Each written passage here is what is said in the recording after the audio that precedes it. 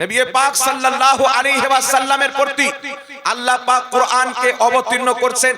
যখন কাফিররা অস্বীকার করলো যে না এটা আল্লাহর কালাম নয়, এটা তো হযরতে মুহাম্মদ সাল্লাল্লাহু আলাইহি ওয়াসাল্লাম নিজেই তৈরি করেন, রাসূল পাক সাল্লাল্লাহু আলাইহি ওয়াসাল্লামের প্রতি আল্লাহ পাক ওহী অবতীর্ণ করে কাফিরদেরকে চ্যালেঞ্জ করেছিলেন, যদি তোমরা এই কোরআনকে আল্লাহর কালাম না মনে করো, মানুষের কালাম মনে করো, তাহলে এই কোরআনের মতো একটি সূরা তৈরি করে নিয়ে এসো।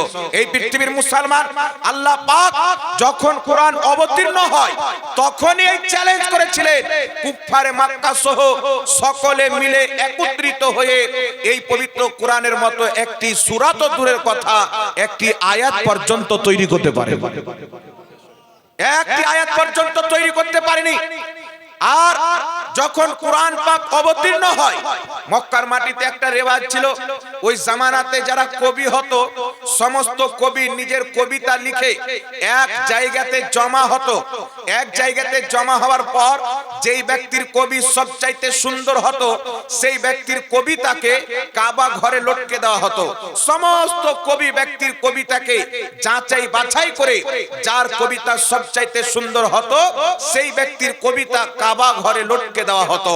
যখন পবিত্র কোরআনুল কারীমের একটি সূরা অবতীর্ণ হলো, যেই সূরাটিকে সূরাতুল কাউসার বলা হয়, ইন্না আতাইনাকাল কাউসার ফাসাল্লি লিরাব্বিকা ওয়ানহার ইন্না শানিয়াকা হুয়াল আবতার, এই পবিত্র সূরাটি যখন আল্লাহ পাক অবতীর্ণ করলেন, আমার আপনার নবী মুস্তাফা সাহাবায়ে কেরামকে বললেন, এ আমার সাহাবী, এই পবিত্র সূরাটিকে কাগজে লিখে ওই জায়গাতে লটকে দাও যেই জায়গাতে কবি ব্যক্তিরা নিজের কবিতাকে লটকায়। আল্লাহু আকবার কবীরা। সাহাবায়ে কেরাম তাই করলেন, সেই সূরাতুল কাউসারকে কাগজে লিখে দিয়ে কাবা ঘরের সেই জায়গাতে লটকে দেওয়া হলো যেখানে আপনার কবিতা লটকানো হতো। যেই দিন থেকে সূরাতুল কাউসার লটকে দেওয়া হয়েছে তারপর দীর্ঘদিন চলে যায়, কিন্তু সূরাতুল কাউসারের চাইতে সুন্দর কবিতা বানিয়ে কোন কবি আনতে পারে না। সূরাতুল কাউসার সেখান থেকে সরানো হয়। সুবহানাল্লাহ, সুবহানাল্লাহ।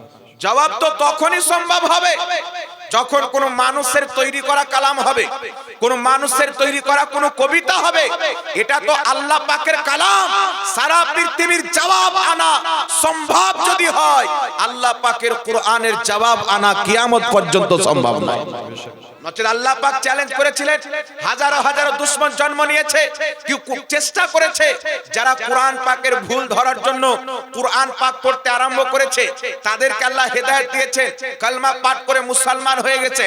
এই পৃথিবীর মুসলমান, এই পবিত্র কোরআন এমন একটি কিতাব যেই কিতাবকে পড়ে বড় বড় বিজ্ঞান, বড় বড় ডক্টর কলমা পড়ে মুসলমান হয়েছে। লন্ডনের বিশ্ববিখ্যাত একজন ডক্টর ছিলেন যিনার নাম হলো ডক্টর মরিস। সেই ব্যক্তির টিমকে সরকারের পক্ষ থেকে দায়িত্ব দেওয়া হলো যে ফিরআউনের লাশকে নিয়ে গবেষণা করেন, সেই ব্যক্তি কিসের জন্য মরেছিল, কোন অবস্থাতে মরেছিল, কি কারণে তার মওত হয়েছে। আজ পর্যন্ত তার লাশকে না হাওয়া নষ্ট করতে পারে না মাটি খেতে পারে, এর কারণটা কি, রহস্য কি। ডক্টর মরিস নিজের টিমকে নিয়ে রিসার্চ করতে আরম্ভ করে, বিভিন্ন রকমের যন্ত্র তৈরি করে, বিভিন্ন রকমের মেশিন তৈরি করে রিসার্চ করে দীর্ঘদিন পর বুঝতে পারে ফিরআউনের মৃত্যু হয়েছিল সমুদ্রের পানিতে ডুবে। ফিরআউনের মওত হয়েছিল সমুদ্রের পানিতে ডুবে। ডক্টর মরিস যখন দীর্ঘদিন রিসার্চ চালার পর এটা বুঝতে পারলো যে ফিরআউন সমুদ্রের পানিতে ডুবে মরেছে, তখন একজন মুসলমান খবর দিল, এই ডক্টর মরিস, আরো যদি কোনো তথ্য এই ফিরআউনের লাশের ব্যাপারে জানতে চাও তাহলে মুসলমানদের কিতাব পড়ো, তাদের ধর্মীয় কিতাব কুরআনুল কারীম যেটা 1450 বছর পূর্বে অবতীর্ণ হয়েছে সেই কিতাবকে পড়ো, তার মধ্যে এর ডিটেইলস পাওয়া যাবে। ডক্টর মরিস সঙ্গে সঙ্গে লন্ডন থেকে সফর করে আপনার মিশরের মাটিতে চলে যায়। সেখানে তার বন্ধু ডক্টর যারা মুসলিম ছিল তাদের সঙ্গে যোগাযোগ করে ইংলিশে অনুবাদ করা কোরআন পাককে নেয়, তারপর কোরআন পড়তে আরম্ভ করে। আল্লাহ পাক কোরআনে বলেছেন, আমি মুসা আলাইহিস সালামকে এবং তিনার মান্যকারীকে সমুদ্রের মাঝে রাস্তা প্রদান করলাম, তারা পার হয়ে গেল। ফিরআউন এবং তার লস্কর যখন সমুদ্রের মাঝামাঝিতে চলে আসলো, আমি আল্লাহ সমুদ্রকে মিশিয়ে দিলাম, ফিরআউনকে ডুবিয়ে মেরে দিলাম। আর এই ফিরআউনের লাশ আমি কিয়ামত পর্যন্ত ইবরতের জন্য রেখে দিলাম। সুবহানাল্লাহ। যখন এই কথাটি পড়েছে ডক্টর মরিস একটি কথাতে অবাক। কত রকমের যন্ত্র তৈরি করে, মেশিন তৈরি করে, কত রকমের গবেষণার চেষ্টা চালিয়ে হাজার হাজার লোক রাতের ঘুমকে হারাম করে আমরা দীর্ঘ বছর চেষ্টা চালিয়ে গবেষণা করে বুঝতে পারলাম যে ফিরআউন সমুদ্রের পানিতে ডুবে মরেছে। আর মুসলমানদের কোরআন, যখন কোনো টেকনোলজি ছিল না, যখন সোশ্যাল মিডিয়া ছিল না, যখন কোনো অস্ত্র ছিল না, 1450 বছর পূর্বে মুসলমানদের কোরআন বলে দিয়েছে যে ফিরআউনের মৃত্যু সমুদ্রের পানিতে ডুবে হয়েছে। নিঃসন্দেহে 1450 বছর পূর্বে একজন মানুষের পক্ষে এটা জানা অসম্ভব ছিল যে এই ব্যক্তির মৃত্যু কি কারণে হয়েছে, এই ব্যক্তির মত কিসের জন্য হয়েছে। তো 1450 বছর পূর্বে যখন মৃত্যুর কারণ জানা অসম্ভব ছিল, আল্লাহর কোরআন বলেছে একে সমুদ্রের পানিতে ডুবিয়ে মারা হয়েছে। ডক্টর মরিস কালমা পাঠ করলো এই কথার উপরে যে 1450 বছর পর যখন কোনো মেসেজ ছিল না, যে কোরআন বলেছে যে ফিরআউন সমুদ্রে ডুবে মরেছে, এটা মানুষের কালাম হতে পারে না, অবশ্যই এটা আল্লাহর কালাম। সুবহানাল্লাহ, সুবহানাল্লাহ। ডক্টর মরিস কালমা পড়ে মুসলমান হয়ে গেল। এই পৃথিবীর মুসলমান এই পবিত্র কোরআনকে যদি পড়া হয়, তার তাফসীর গুলিকে যদি দেখা হয়, জমিনের নিচে খাজানা রয়েছে। বিজ্ঞান তেলের খোঁজ করতে কবে আরম্ভ করলো, পেট্রোল খুঁজতে কবে আরম্ভ করলো, যখন কোরআন পাকে পেল জমিনের মধ্যে খাজানা রয়েছে, তারা এই কোরআন পড়ে পেট্রোলের খাজানা বের করলো, ডিজেলের খাজানা বের করলো, সোনার খনি বের করলো। গবেষণা করে আজ এই কোরআন পড়ে অমুসলিম ব্যক্তিরা বিজ্ঞান হওয়ার পর নিজের জ্ঞানে বৃদ্ধি করার জন্য আল্লাহর কোরআনকে পড়ে, নবী মুস্তাফার হাদিসকে পড়ে। যখন আমার আপনার নবী মুস্তাফা মিশকাতুল মাসাবির একটি হাদিস বিজ্ঞানের নজরে পড়ে, রাসূলে পাক বলছেন যদি তোমার পানিতে, যদি তোমার ডালে, যদি তোমার কোনো খাবারে মাছি পড়ে যায়, সেই মাছিকে পুরো ডুবিয়ে দাও, ডুবানোর পর তারপর তাকে ফেলো। এটা নয় যে মাছি পড়লো ডাইরেক্ট তুলে ফেলে দিলেন, না, পুরোটা ডুবিয়ে ফেলো। বিজ্ঞান চিন্তায় পড়ে গেল, এ আবার কোন কথা, মাছি পড়েছে উঠিয়ে ফেলে দিব, কিন্তু পুরো ডুবাতে বলছে। বিজ্ঞান মানতেও পারে না, আবার মুহাম্মদ রাসূলুল্লাহর কথা ফেলতেও পারে না, মানতেও পারে না, ফেলতেও পারে না। তারা বলল রিসার্চ করা হোক। যারা ইসলামের বিদ্বেষ নিজের অন্তরে রাখে, ইসলামের সঙ্গে দুশ্মনী রাখে, তারা তো হাসি ঠাট্টা করলো যে মাছি যদি পড়ে যায় তো পুরো ডুবাতে হবে, মানে ভালোভাবে খাবারটা খারাপ করতে হবে, এই রকম ধারণা করলো। কিন্তু রিসার্চ যখন করতে আরম্ভ করে, মাছির পাখাকে চেক করা হয়। রাসূলে পাক বলেছেন মাছির দুটো পাখা থাকে, ডানা থাকে, তার একটি ডানাতে রোগ থাকে, আর একটি ডানাতে সেই রোগের ওষুধ থাকে। আর মাছি যখন কোন জিনিসে পড়ে সর্বপ্রথম রোগের ডানা রাখে। তো তুমি যখন পুরো ডুবিয়ে দিবে তো রোগের ডানাও ডুবে গেল, ওষুধের ডানাও ডুবে গেল, বরাবর হয়ে গেল। আর ডাইরেক্ট যদি উঠিয়ে ফেলে দাও তাহলে রোগেরটা থেকে গেল। ওটা যখন তুমি খাবে বা পান করবে তুমি অসুস্থ হয়ে যাবে, তোমাকে বিভিন্ন রকমের রোগে আক্রান্ত হয়ে যাবে, রোগে ধরে নেবে। আর যখন পুরো মাছি ডুবিয়ে দিবে তো এক পাখাতে তার ব্যারাম রয়েছে, আর এক পাখাতে অসুখের শেফা রয়েছে, ব্যারামের ওষুধ রয়েছে।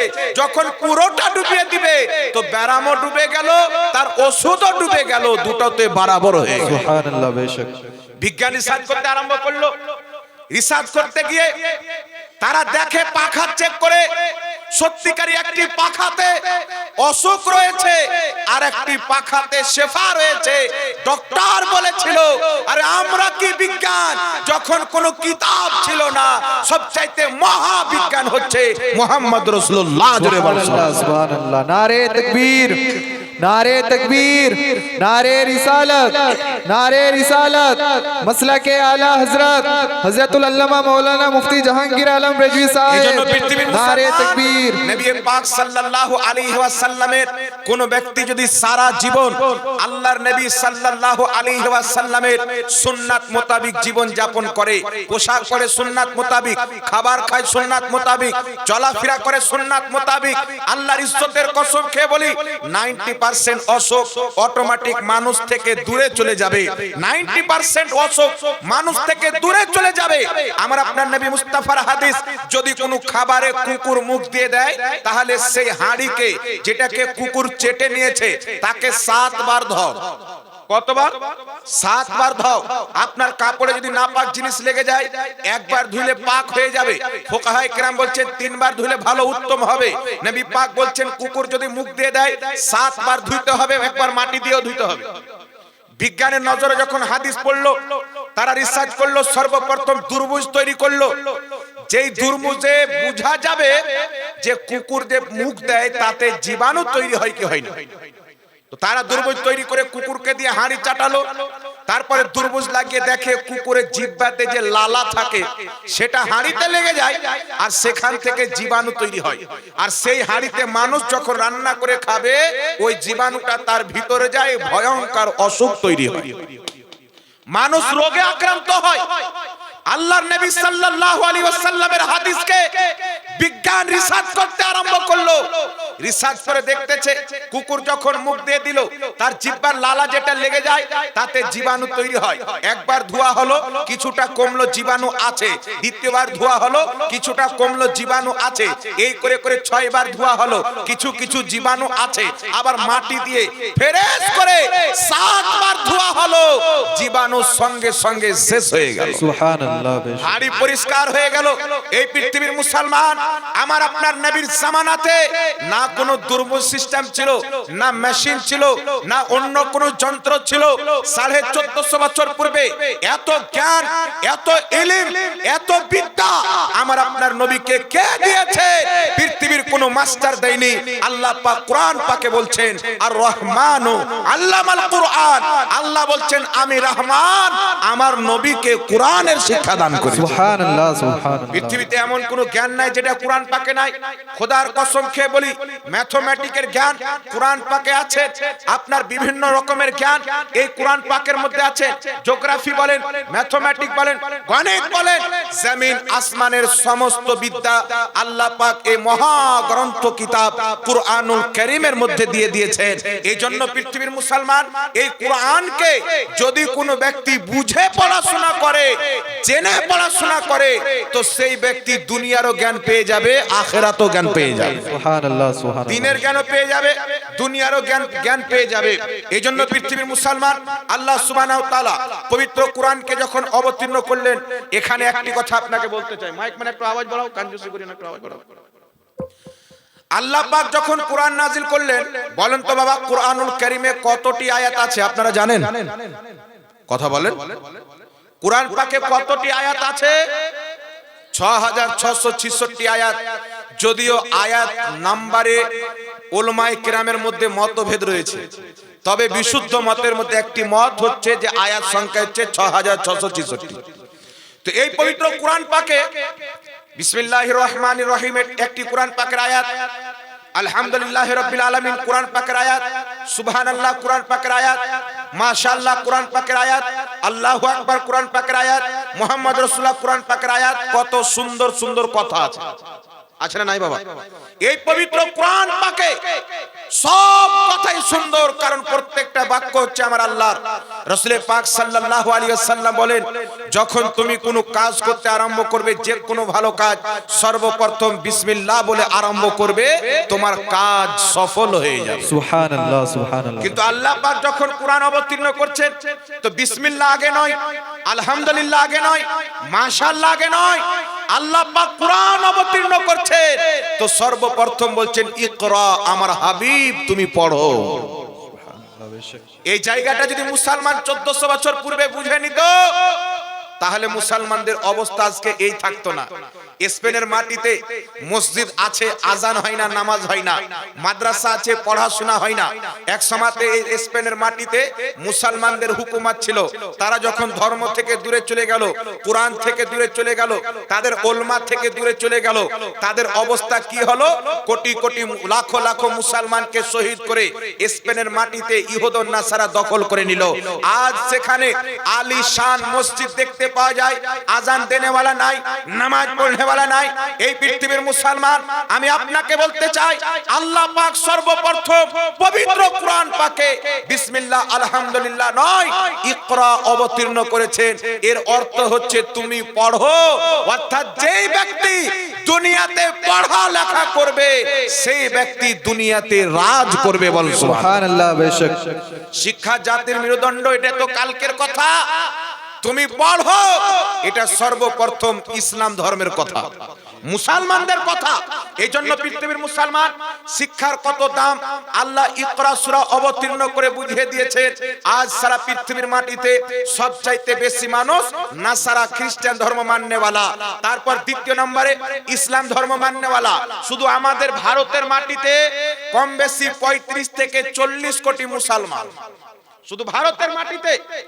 আর গোটা দুনিয়া মিলিয়ে 2 কোটি ইহুদি হবে না।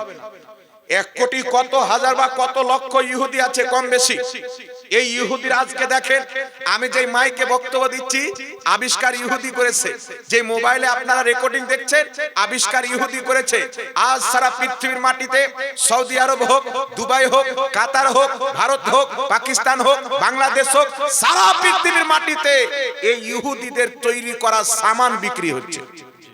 সারা পৃথিবীতে তাদের সামান বিক্রি হচ্ছে। আর তাদের প্রত্যেকটা 7 জন সম্ভাবিত ব্যক্তির মধ্যে একজন করে সায়েন্টিস্ট।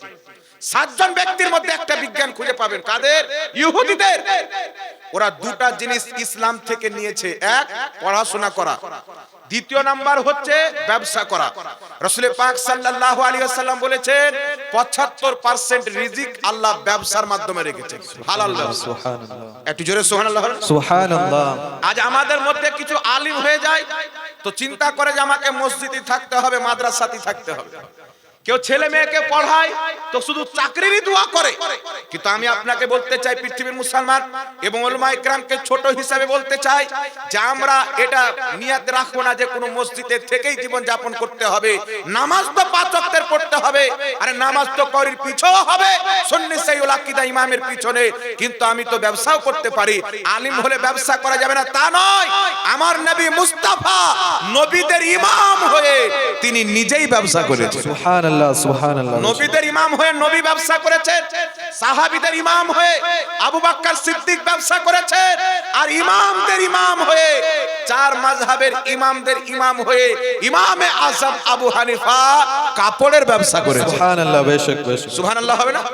এত বড় ইমাম যিনি কোরআন হাদিস থেকে 90 লক্ষ কত হাজার হাদিস বের করেছেন, সেই ইমামে আযম আবু হানিফা কাপড়ের ব্যবসায়ী, হযরতে সাইয়্যিদনা আবু বকর সিদ্দিক ব্যবসায়ী, মুহাম্মদ রাসূলুল্লাহ সাল্লাল্লাহু আলাইহি ওয়াসাল্লাম যিনি বলছেন ইয়া আয়েশা তো লাউ সিরতু লাসারাত মাই জাবালুজ যাহাব, আয়েশা আমি যদি চাই আমার পিছন পিছন সোনার পাহাড় চলবে।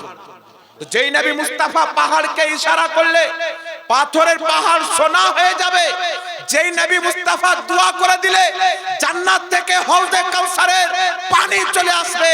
যদি ঈসা আলাইহিস সালামের মা হযরতে মারিয়ামের জন্য জান্নাতের ফল আসতে পারে, তো যেই নবীকে আল্লাহ পাক জান্নাতের সাজারাত দান করেছে সেই নবীর জন্য জান্নাত থেকে কেন খাবার আসবে? সুবহানাল্লাহ। সুবহানাল্লাহ। উনাকে ব্যবসার তো দরকার নাই, বিজনেসের দরকার নাই, কিন্তু রাসূল পাক ব্যবসা করে উম্মতের জন্য শিক্ষা কায়েম করে দিয়েছেন। এটাই লক্ষ্য হবে না যে আমাকে চাকরি করে খেতে হবে বা মসজিদের থেকে খেতে হবে, বা কেউ পড়াশোনা করছে যে আমি পড়াশোনা করলাম চাকরি পেলাম না মানে কিছুই করবে না। আপনার সন্তানকে ব্যবসার লাইন করে দেন, আপনার সন্তানকে যে কোনো ব্যবসার লাইন করে দেন। ব্যবসা প্রথম ছোট হবে, আস্তে আস্তে বড় হবে। এই ব্যবসার মাধ্যমে যা রিজিক রয়েছে চাকরির মাধ্যমে তা রিজিক না। বেশক। আজ সারা পৃথিবীর মাটিতে আমাদের ভারতের সবচাইতে বড় পয়সাওয়ালা ব্যক্তিকে মুকেশ আম্বানি, ও কি চাকরি করে? ওর কোম্পানিতে হাজারো লোক চাকরি করে। সারা পৃথিবীর সবচাইতে বড় পয়সাওয়ালা সম্ভবত তার নাম বিল গেটস। ও কি চাকরি করে? ওর তৈরি করা কোম্পানিতে লাখো ব্যক্তিরা চাকরি করে। এরা সব ব্যবসা করে পয়সাওয়ালা। ব্যবসা করে পয়সাওয়ালা। এই জন্য ব্যবসাতে ভিড়েন, নিজের সন্তানকে ব্যবসাতে লাগান। আর সর্বপ্রথম একটি কথা বলি, ইকরা, পড়াশোনা করান। আপনি এক টাইমের খাবার কম খান, মানুষ লোন নিয়ে বাড়ি দেয়, জমি বিক্রি করে বাড়ি দেয়। আমি আপনাকে বলতে চাই, জমি বিক্রি করে বাড়ি না দিলে নিজের সন্তানকে পড়াশোনা করান। 10 লক্ষ টাকা লাগবে, টাকা আপনার কাছে নাই, জমি বিক্রি করে নিজের সন্তানকে পড়ান। এক টাইমের খাবার কম খেয়ে সন্তানকে পড়ান। আপনার সন্তান যদি শিক্ষিত হয়ে যায়, আপনার ফ্যামিলিও আগে বাড়বে, ইসলাম ধর্মের লোকও শিক্ষিত হয়ে যায়। সুবহানাল্লাহ, বেশক বেশক। এজন্য নিজের সন্তানকে শিক্ষা দান করেন, পড়াশোনা করান। আজকাল মুসলমানদের মধ্যে অনেকেই দেখেছি নিজের চোখে, যদি তার বড় বেটা হয় বলে আমার কি টেনশন আছে, বেটার বয়স 14 বছর হয়ে গেল, এই তো আগামী বছর বোম্বাই পাঠাবো, আগামী বছর বোম্বাই পাঠাবো। বেটার বয়স 12 বছর হয়ে গেল, সঙ্গে করে মাঠে খাটতে নিয়ে যাব। একজন মাঠে খাটনেওয়ালা, ভাটাতে খাটনেওয়ালা, ওর কোনো অন্য নিয়ত নয়। বাপ বেটাকে সঙ্গে করে নিয়ে ভাটায় ইট কাটে, মাঠে কাজ করে। বাপ বেটার কাছে বিড়ি চেয়ে নেয়, বেটা বাপের কাছে বিড়ি চেয়ে নেয়। বাপ বেটার সাথে সাথে বিড়ি টানা শিখায়। বাপের সাথে কাজ করে বেটা বিড়ি খেতে কার কাছে শিখেছে? বাপের কাছে তো শিখেছে। তো বাপকে বেটা বলছে, বাপ একটা বিড়ি গেলা দে, একটা সালে গেলা দাও। বাপ বেটা মিলে বিড়ি খাচ্ছে, মাঠে কাজ করছে, ভাটাতে কাজ করছে, কিন্তু বাপের এই নিয়ত নাই, আল্লাহ আমার যত কষ্ট হবে হোক, আমার সন্তানকে যেন কষ্ট না করতে হয়। আমি নিজের রক্ত চুয়া পয়সাতে আমার সন্তানকে শিক্ষা দান করব। এটা কোরআন পাকের এলান, ইকরা, তুমি পড়ো। যে জাতি দুনিয়াতে পড়ালেখা করেছে, এই দুনিয়াতে ওই জাতি রাজ করেছে। আজ ইহুদি সংখ্যাতে কম, আমেরিকাকে যেটাই বলে আমেরিকা ওটাই করে। সারা পৃথিবীতে তারা ব্যবসার জাল বিছিয়ে রেখেছে। আর তাদের প্রত্যেকটা 7 জন ব্যক্তির মধ্যে সম্ভবত একটা করে বিজ্ঞান রয়েছে। কিন্তু গোটা মালদা জেলা যদি খুঁজে নেওয়া হয়, মুসলমানের মধ্যে কটা বিজ্ঞান বের হবে? কটা বিজ্ঞান বের হবে? আপনি কেউ বলতে পারবেন না। তাহলে আমরা কত পিছিয়ে আছি। আজ ফিলিস্তিনের মাটিতে লক্ষ লক্ষ বাচ্চাকে, বয়স্ককে, যুবককে, মহিলাকে আজ বম দিয়ে সরাসরি হামলা করে মেরে দিচ্ছে। সমস্ত গাজাকে ধ্বংস করে দেওয়া হলো। কিন্তু তাদের মোকাবিলাতে সম্ভবত 56টা ইসলামিক দেশ থাকতে একজন কেউ আগে বাড়তে পারলো না। একজন পারলো না। ইতিমধ্যে একটা দেশ পরমাণু হাতিয়ার তৈরি করে রেখেছে। মুসলমানদের এত বড় বড় দেশ, একমাত্র পাকিস্তান ছাড়া কারোর কাছে পরমাণু হাতিয়ার নাই। আর পাকিস্তান বলেন আর যে কোনো স্থান বলেন, এ সবাই আমেরিকা, ইসরায়েলের সামনে মাথা নত করে আছে। এর কারণ কি? এরা দেশের কেউ প্রেসিডেন্ট হয়ে, কেউ প্রধানমন্ত্রী হয়ে, এরা নিজের পেট দেখেছে, নিজের ऐश-मस्ती দেখেছে। মুসলিম জাতিকে শিক্ষার দিকে আগিয়ে নিয়ে যেতে হবে, এটার দিকে তারা লক্ষ্য দেয়নি। এজন্য আমি আপনাদেরকে বলতে চাই, মুসলিম ভাইরা আমার, আপনি নিজে পড়াশোনা করতে পারেননি, মা বাপ করাননি গুরুবতের কারণে বা আর কিছুর কারণে, কিন্তু আপনার সন্তানকে মূর্খ বানিয়ে রাখবেন না। আপনার সন্তানকে পড়ান, চাকরি করার নিয়তে নয়, একজন ভালো মানুষ হওয়ার নিয়তে। একজন ভালো মানুষ হওয়ার নিয়তে। আর ব্যবসার ব্যবস্থা করে দেন। যদি এই দুটো জিনিসকে ফলো করতে পারেন, ইনশাআল্লাহ তাআলা আপনার সংসারও কামিয়াব, সফল হবে, আপনার সন্তানও সফল হবে, আপনার জীবনও সহজ হয়ে যাবে, আপনার দুনিয়ার জীবনও সহজ হবে, আখিরাতের জীবনও সহজ হয়ে যাবে। সুবহানাল্লাহ। আপনার ছেলে যখন শিক্ষা অর্জন করবে, বাপের মর্যাদা ছেলে বুঝবে, মায়ের মর্যাদা বুঝবে, ছোটদেরকে মহব্বত করতে হবে বুঝবে, বড়দের সম্মান করতে হবে বুঝবে। এজন্য আপনার ছেলেকে আপনি শিক্ষা দেন, ইঞ্জিনিয়ার বানান, বিজ্ঞান বানান, ডক্টর বানান, ভালো ভালো পদে আপনার ছেলেকে আপনি পড়াশোনা করে তৈরি করেন। আপনার নিজের পেটের এক টাইমের দানা কেটে জোগাড় করে যদি পড়াতে হয়, আপনি লোন নিয়ে বাড়ি না দিয়ে নিজের সন্তানকে পড়ান, আপনার বাড়িও হবে আর ইনশাআল্লাহ আপনি হাজিও হবে। আপনি হাজিও হবে। লোন করে বাড়ি দিয়ে দিলেন, একটু কষ্ট করে থাকতে হবে, কি আছে? থাকার মতন তো আছে, ঠিক না? ঠিক হবে। নিজের সন্তানের পিছে টাকা খরচ করেন।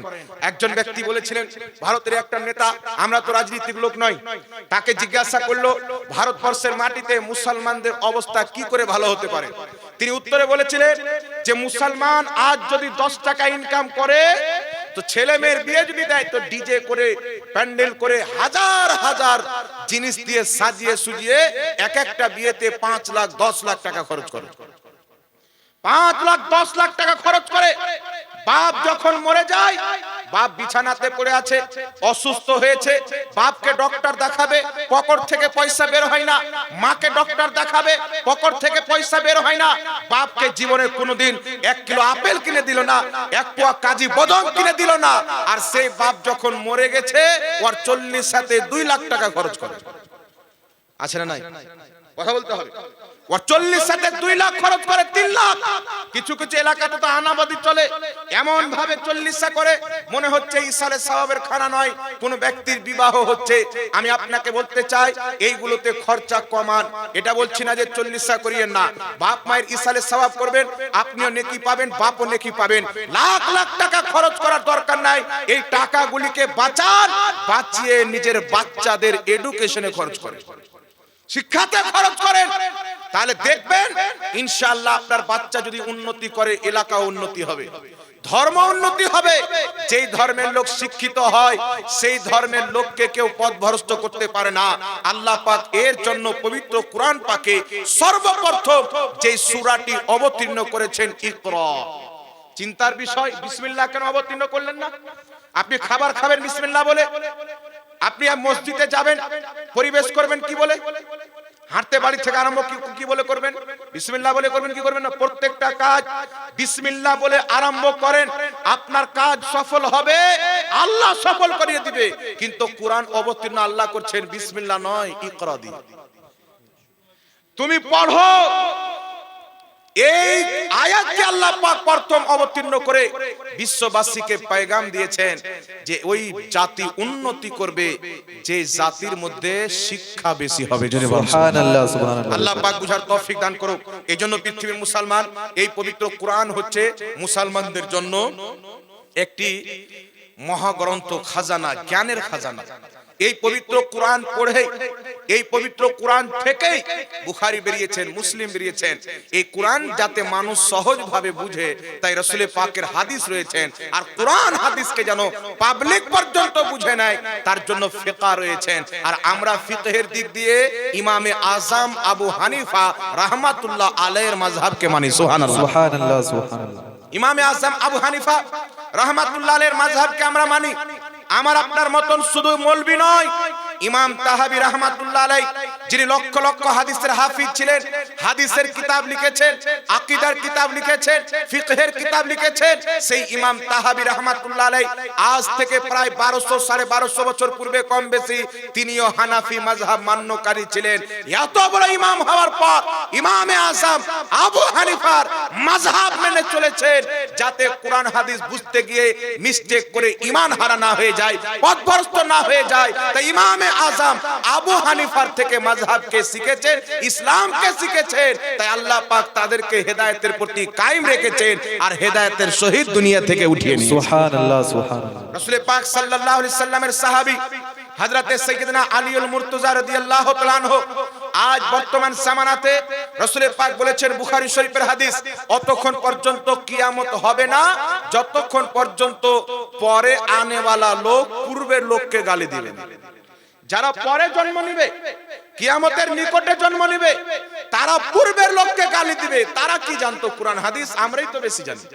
আজকাল কিছু লোক দেখতে পাওয়া যায়, তারা বলে আবু হানিফা সেরকম কোরআন হাদিস বুঝতো না।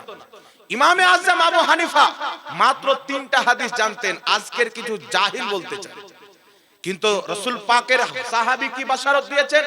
আজ থেকে কম বেশি 1000 বছর পূর্বে লেখা কিতাব, কিতাবটির নাম হচ্ছে মানাকিবে আবি হানিফা। এই কিতাবের মধ্যে কম বেশি 1000 বছর পূর্বে লেখা হয়েছে সনদ সহ হযরতে আলী রাদিয়াল্লাহু তাআলা আনহু, জিনার ব্যাপারে রাসূল পাক বলেছেন, আনা মদিনাতুল ইলম ওয়া আলিউন বাবুহা, আমি হচ্ছি জ্ঞানের শহর, আলী হচ্ছে তার দরজা। সুবহানাল্লাহ, সুবহানাল্লাহ। যাকে নবী পাক জ্ঞানের দরজা বলছেন, তিনি কত জ্ঞানী হবেন?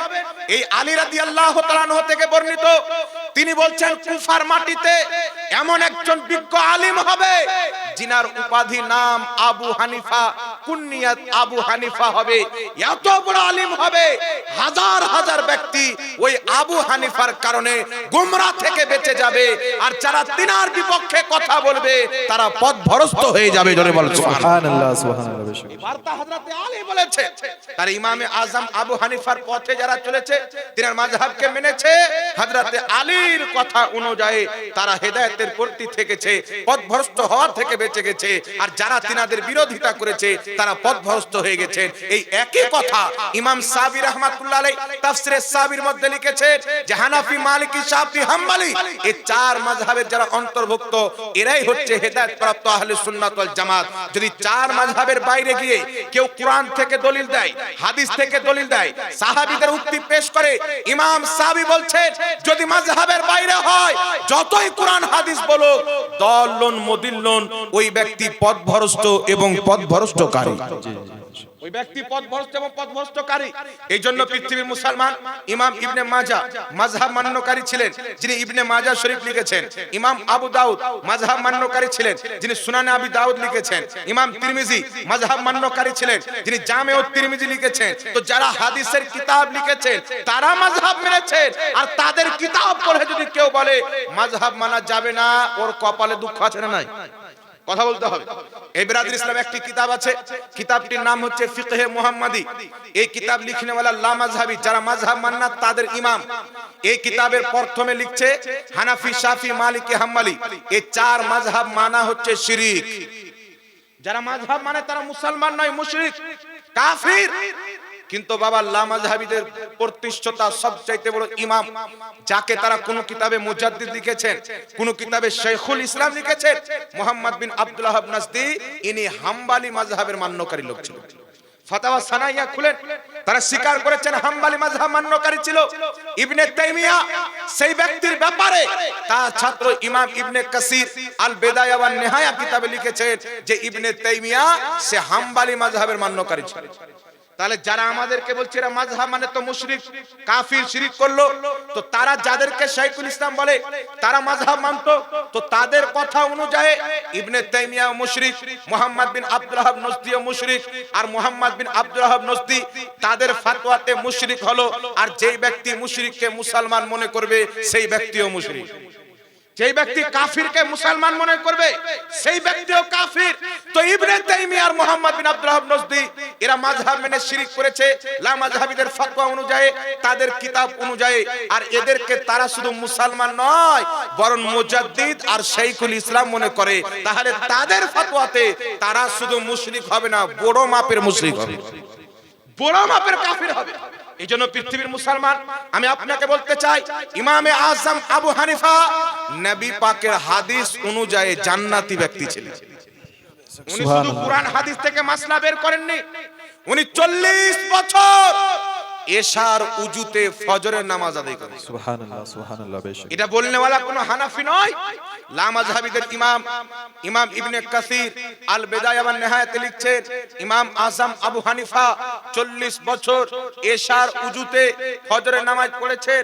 ইমাম যাহাবী রাহমাতুল্লাহ আলাইহি সকলের গ্রহণযোগ্য ইমাম, মিজানুল, তিনি নিজের কিতাব তারিখুল ইসলামের মধ্যে লিখেছেন ইমাম আবু হানিফা 40 বছর এশার উজুতে ফজরের নামাজ আদায় করেছেন। সুবহানাল্লাহ বেশি। তাহলে কত বড় তাকওয়া, কত বড় পরহেজগার। উনি এক রাতে শত রাকাত নফলি নামাজ পড়তেন।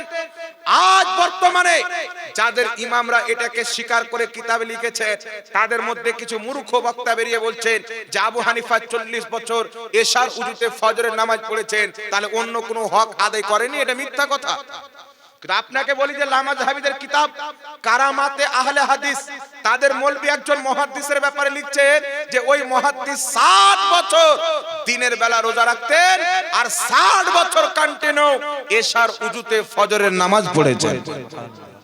অন্য মুহাদ্দিসের ব্যাপারে তারা 60 বছর লিখে স্বীকার করছেন। আর ইমামে আজম আবু হানিফা রাহমাতুল্লাহ আলাইহি তিনি 40 বছর এশার উজুতে ফজরের নামাজ পড়েছেন, তো এটাকে তারা মানতে চায় না। তো এটা কি প্রমাণ করে? ইমামে আজম আবু হানিফার সাথে তাদের বিদ্বেষ রয়েছে, দুশমনি রয়েছে। আর সালাফদের সাথে যারা দুশমনি করে তারা জাহান্নামের কুকুর হতে পারে, কোনোদিন সালাফি হতে পারে না। রাসূল পাক সাল্লাল্লাহু আলাইহি ওয়াসাল্লাম বলছেন, তিরমিজি শরীফের মধ্যে হাদিস, আল্লাহর হাবিব বলছেন, যেই ব্যক্তি আমাকে দেখলো, আমাকে দেখনে ওয়ালাকে দেখলো, তাদেরকে জাহান্নামের আগুন স্পর্শ করতে পারবে না। সুবহানাল্লাহ সুবহানাল্লাহ। হাদিসটা দেখেন, রাসূল পাক বলছেন, তিরমিজির হাদিস, যেই ব্যক্তি আমাকে দেখলো, আমাকে দেখনে ওয়ালাকে দেখলো, তাকে জাহান্নামের আগুন স্পর্শ করতে পারবে না।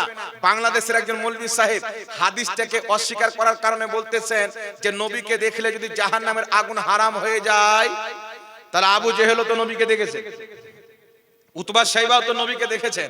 আমি তাকে বলতে চাই যে আবু জেহেল, উতবা সাইবা তোমাদের চোখে দেখেছে তাই জাহান্নামী হয়েছে। যারা আবু বকর সিদ্দিকের চোখে দেখেছেন তারা জান্নাতি হবে, যারা ওমরের চোখে দেখেছেন তারা জান্নাতি হবে, যারা ঈমান নিয়ে নবী মুস্তাফাকে দেখেছেন, ঈমান নিয়ে কবরে গেছেন, তারাই হচ্ছে জান্নাতি। সুবহানাল্লাহ সুবহানাল্লাহ। রাসূল পাক বলছেন যে আমাকে দেখলো, আমাকে দেখনে ওয়ালাকে দেখলো, তাদেরকে জাহান্নামের আগুন স্পর্শ করতে পারবে না, অর্থাৎ তারা জান্নাতি।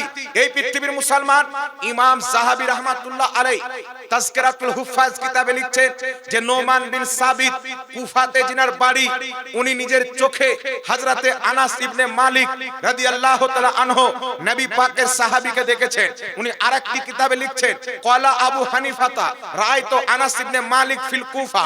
ইমামে আযম আবু হানিফা বলছেন, আমি নবী পাকের সাহাবী আনাস ইবনে মালিককে কুফার মাটিতে দেখেছি।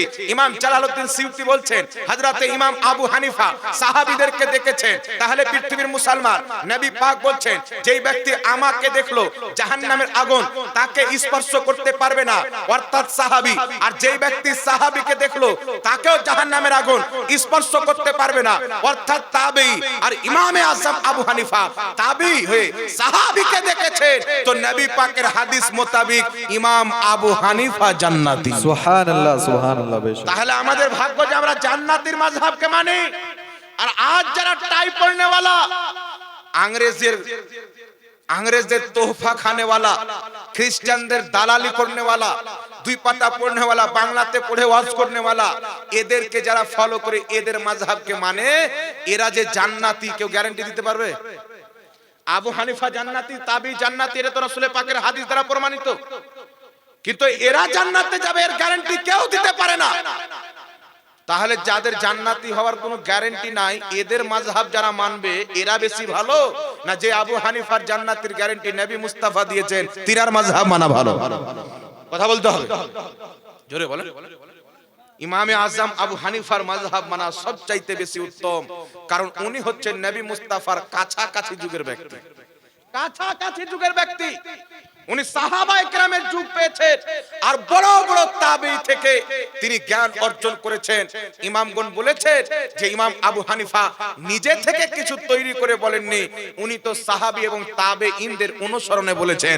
জোরে বলতে হবে সুবহানাল্লাহ সুবহানাল্লাহ। আল্লাহ পাকের শুকরিয়া আদায় করি, আমরা আহলে সুন্নাত ওয়াল জামাত, আমরা হচ্ছি মুসলমান।